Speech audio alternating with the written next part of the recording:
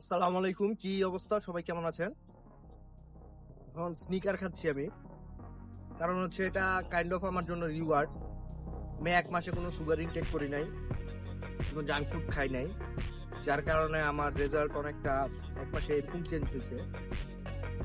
Actually 1 মাসে আপনি huge drastic change transformation আনতে পারবেন না। আপনি যেটা পারবেন সেটা হলো একটা ডিসিপ্লিন ক্রিয়েট করতে।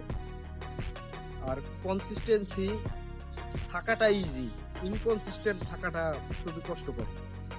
কারণ আমরা যখন একটা স্পেসিফিক কাজে কনসিস্টেন্ট হয়ে যাব, তখন আমরা যদি ওই কাজটা না করি, তখন আমাদের আরো অস্থিরতা শুরু হয়ে যায়। আপনারা যারা এই কয়দিন আমার ভিডিওগুলা দেখছেন, আমাকে লাইক করছেন, কমেন্ট করছেন, তাদেরকে আন্তরিকভাবে ধন্যবাদ।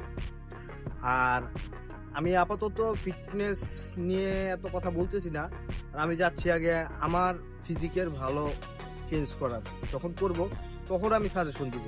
বাট যেহেতু নিউ ইয়ার, অনেকেই জিমে জয়েন করবেন, তারপরে মাসেল গেইন করতে চাবেন, কেউ কেউ আবার ফ্যাট লস করতে চাবেন।